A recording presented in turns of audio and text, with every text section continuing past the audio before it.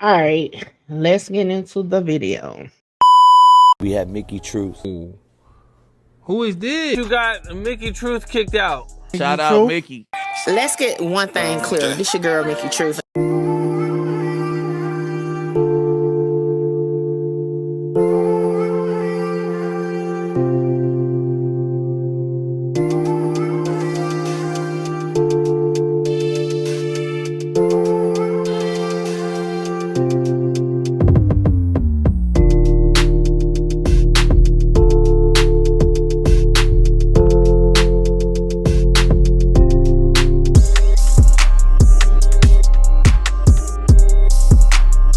Prepared for another round of the remaining defendants in the YSL trial. I'm going to try something new here, right? And it just is what it is. YouTube has asked me to compile a video that talks about the impacts of the YSL RICO trial on Atlanta. So when we go into it and we look at the roots, we understand that none of these cats were adults. If you compare and contrast it, if you remember the formation of the Bloods and the Crips were formed by teenagers to keep out, well, not even keep out, to protect the community from two big groups that essentially were harming the community at the time. They're called the police officers and the spook hunters. So please remember that. So in the early parts of it, of course, you had the drug dealing, but you also had the smash and grab stuff that was going on in Atlanta, from stealing clothes and all this stuff and everything, just stuff that the youth does. The youth is obviously not the smartest amongst us, but understand these were kids being led by kids, not grown adults with the wherewithal to fully comprehend and know exactly what the heck was going on. But I think it's even more important that once we seen these RICOs happen, we also seen the shift. We seen the shift of the older cats no longer talking about all the gang, bang, bang, shoot 'em up and all that stuff. And then the term YN came out for, young N-words. So you have that, and you have the convergence of the YNs. You have, I'm not going to say any of the cats' names, because as soon as I say one, you got to say the other, and you got to say the others and all that. But essentially, you're seeing more formulation of people, the 5Ls and the 4Ls and the 4PFs and the every freaking thing, even the new youngins in the YSL stuff. Check out The Family. He put out a dope video on that. I don't know if it's still there, but I definitely watched that one. But also within the trial, you've had a racial bias. And here's what I mean, right? Because some people will say, well, they're black. Yeah, I understand that part. And you wouldn't be wrong. But the problem with people is the light that's already cast, no matter your pigment. So when they talk about racial bias as far as what's going on, well, what are the determining factors of the youngins on Cleveland, right? They come from broken homes, lower income housing. I just gotta say, shout out to Ceddy Nash. My nickname for him is that good talking ass nigga. Okay, because and normally I say Negro, but you get what I'm saying. I started calling him that because when he really gets on a topic, he can really speak on it in such a way that it's not too like professional, right? Like you can like the average person can understand what he's talking about and he makes it clear and concise. But at the same time, if you are a professional, right, you will give it a stamp of approval to like play with your other professionals. So I do like when he do these type of videos, and being from his, background of gang banging, to break it down. And I use him as my gang expert. Okay. So sometimes I do run some content by him if I need a little like from a gang view, like what does this even mean? So I do like when he does these type of videos. So shout out to Ceddy Nash. And the pigment of it all. You didn't see any, but I'm from California, so please pardon me when I say this, because you would have seen it in California. You didn't see any Mexicans, you didn't see any whites, you didn't see any other ethnic groups represented at all. All you seen was black. And then if you remember, in one of the early questions to Fonnie Willis, one of the reporters asked, so why didn't you guys arrest Post Malone? Because we didn't have all the quote unquote facts. All it was theory and speculation at that time. And the interesting part about all of it is that we seen a list as far as the industry goes with musically in Atlanta. There was I don't want to say. Side note, does anybody actually, I'm not about to even sit here and fake like I actually be following like the overall criminal justice impact of Ricos. Has there been a white Rico? Like of white rappers or white artists and stuff like that? Or like now I know like the mob and stuff, but like do y'all know one or like a popular one, Too Tall, what to do? This is just Trump. Well, we saw how that fell. But okay, so other than Trump, hasn't been any like actual artists though, because the Rico, especially down in Atlanta, has impacted a lot of the rappers, right? Because you had Wife and Lucci, you had Thug, even Baby was afraid that he probably was gonna be next. You had Pee Wee Longway. Well, he didn't get hit with a Rico, he got hit with something else by the face. But anyway. So take that one out. But you get the concept. So I just wonder. And then there was another group. I forgot the group name. It was the Rico that came after YFN, but before Young Thug. What was that one? I can't remember. But it was down there in Fulton County too. A gap, but there was a recognizable, significant amount of music not being dropped with regularity for what you would call like club bangers or club songs and stuff like that were missing from Young Thug and were missing from Gunna. If you remember, Gunna and Thug were on a good run. And for those individuals who are saying, Young Thug has to pick a side, or, Young Thug has picked a side. What's up, and he selected Baby and he didn't. I just want to say, okay, even if Young Thug did choose Baby, Gunna don't need them niggas. I'm just gonna be honest. Gunna don't even need Thug as far as the music part, because he's been doing his thing. And at the end of the day, even if publicly from the public, Thug chose Baby, he actually chose, he didn't pick a side because he's still raking in the money from Gunna. Okay, because if he really wanted to make a stance, right, he would have fucking cut Gunna out of his deal with YSL, okay? And I'm like, fuck the money, nigga. We standing on this, and I'm going with the Lil Baby. But I know what y'all gonna say. I wouldn't mess up the money. He's not gonna. I'm just saying, like, not saying he should have. All I'm saying is, if it was really picking a side, he could have cut ties with Gunna. I'm pretty sure it was a way he could have bought out that contract so that Gunna could have been free and clear on YSL. Now, it wouldn't have been a smart business move, but at the end of the day, like I said, Gunna don't need Young Thug or Lil Baby. Young Thug doesn't need Lil Baby. And right now, I think he do need Gunna, because from the YSL market, who else is dropping music at that level right now, right?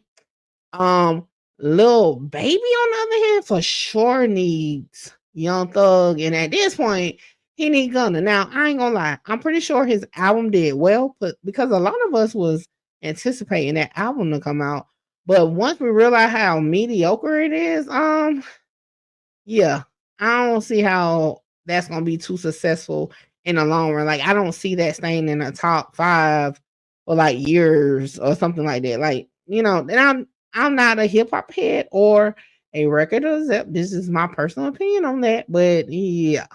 Gunna, on the other hand, probably can, do his big ones, and it's not gonna be mediocre. That's okra. Rico only black and brown, no white for music. Now that's crazy. That tells a lot.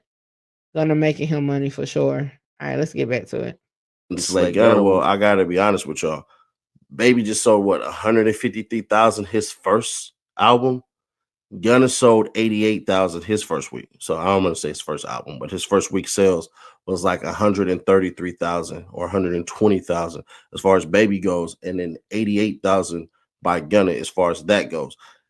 You can argue with yourselves or amongst yourselves about who makes the better music and stuff like that, but musically, I think, and before we even hear what Ceddy think, I think even if the numbers things is that off, for one, Thug helped him out with that too, because having the first Thug official verse was something, right? Also, if you add in the tours and all that, Baby ain't selling out nothing, okay?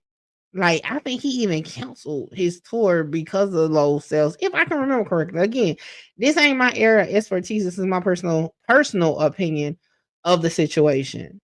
If I compared the two. Okay. Now, again, I definitely say Lil Baby is standing on his principles with like sticking to the fact I'm not making music with Gunna. But I feel like if it really doesn't matter, right? If everybody is so-called retired from street politics or whatever, it would have been beneficial to Lil Baby to make music with Gunna, because it probably would have boosted the overall situation, you know? I'm just saying. Baby Touchdown song was trash. I'm gonna be honest, it's like the Baby album, and I keep saying the Baby, but Lil Baby's album was just like, I was waiting on it for so long. I just had more high hopes. So I wouldn't say it was trash. It just was below the bar that I personally set for the album that we were waiting for before COVID.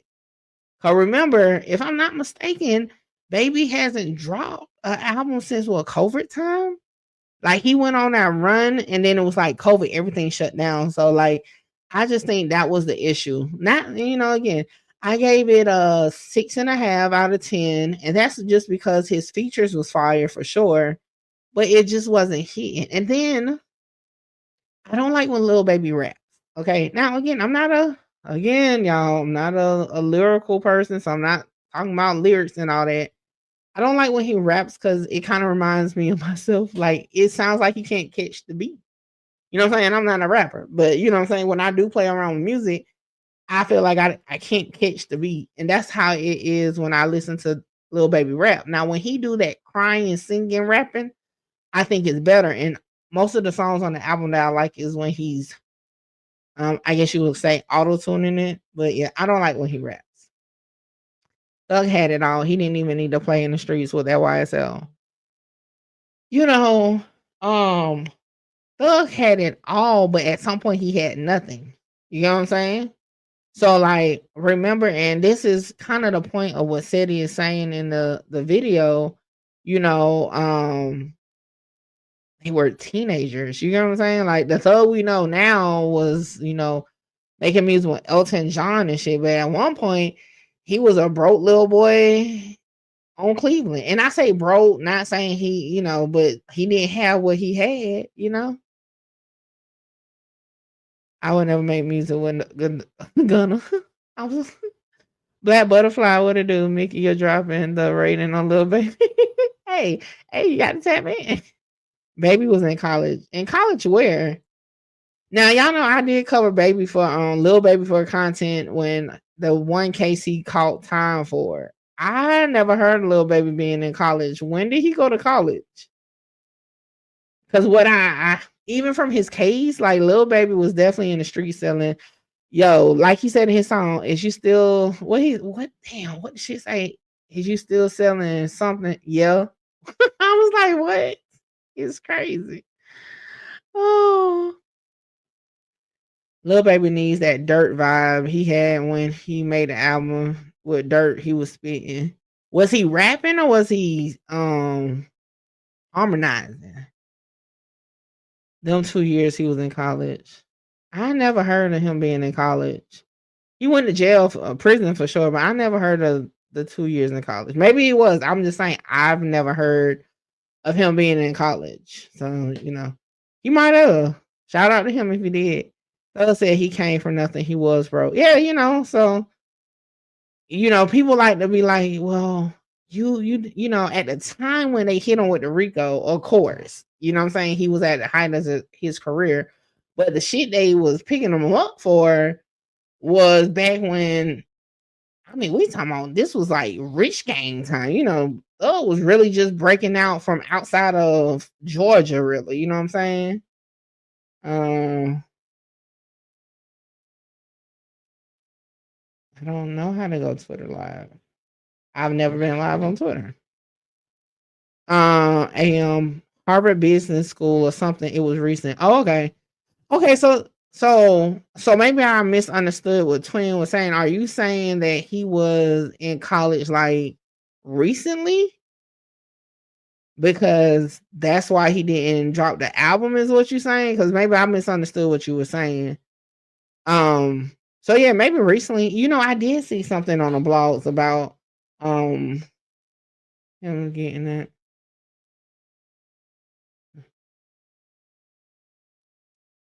Right, my bad.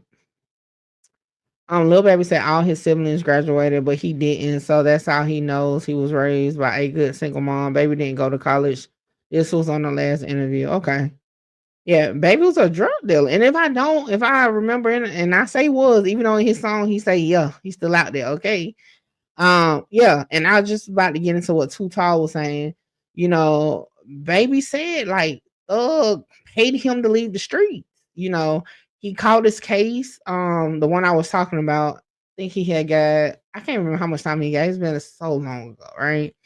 But you know, he did a documentary. So you might want to check it out for sure. The rapper recently completed the university launching New Adventures executive educational program, which comes with a $19,000 price tag and is designed to help leaders turn disruptive innovation into competitive and profitable ventures. This was November 2024. So yeah, so that was recent. Okay, gotcha. Okay. So you talking about recently. Okay, cool. Yeah. So again, shout out to him for bettering himself, right? Now we can't take away from the fact that Baby has been doing this thing no matter, just like with Soulja Boy. Soulja Boy music is trash to me these days, right? However, he's a successful businessman, right? So I'm not going to take away from the pluses that Lil Baby has been doing since his last album, but we have to call a spade a spade. That album was not what it was supposed to be for us waiting that much.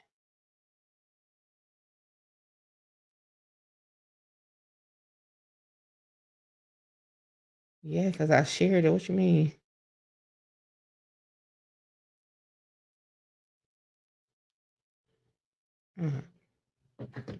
Um, Hey, baby, millions to move out the hood.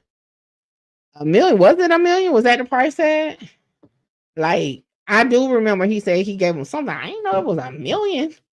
I didn't know it was a million though. That's, you know, like I said, it's been a minute since I watched on the documentary that Lil Baby put out, but you know, I'm from Atlanta. Thug did pay out the streets, them facts. Why do y'all do that? Like we know that story too, because you know, Lil Baby put it out in his documentary. Like, why y'all be like, I'm from such and such. This is like, so what I'm saying is factual. Like, I'm from Colombia, but it's I don't know everything that happens in Colombia or everything about every Colombia rapper, but it just be funny when I see people like, yeah, I'm from such and such, or I'm from Chicago. I know it'd be funny. Christopher said I always used to diss Soldier, but man is worth 30 mil. Not too many kids, no big legal issues. He moves smarter. And he know how to work the internet. Okay. Bang, bang, bang. Okay. Um Soldier Boy know how to get that money on. Okay. Soldier Boy level. Lil Baby is crazy. They'll pay him like 20 to 30 a week to Lil Baby. Soldier is trash. And I ain't gonna lie, Soldier is trash now. Like, and the reason why I don't like Soldier music now is because I feel like it still sounds like his music from 2005. Like, bruh, You're almost 40 at this point. Your music should not still be sounding. What was we talking about? I think. All right, let's get back into the video because I don't forgot where we was at in the conversation. And like I said throughout the video, that's my opinion. And if you don't like it, guess what? I'm like, fuck you. I'm like, fuck you. Fuck you. Hold on, wait, before I go, y'all make sure y'all tap in with me to book your slot. A lot of y'all be hitting me up on Instagram and the email wanting to just talk about content, whether you're an up-and-coming content creator or somebody just got questions about cases or whatever. Book your consultation with me now. The information is on the screen. Hey, make sure you get your slot because my slots be filling up fast. This is the weakest. Give a fuck about what they scream. Holla! Shout out Mickey. Mickey, you gonna be big. Like, yeah, I'm trying to conquer the world, coming from where I come from. Hey, this your girl, Mickey Truth, #1 blogger in South Carolina. #1 blogger in South Carolina.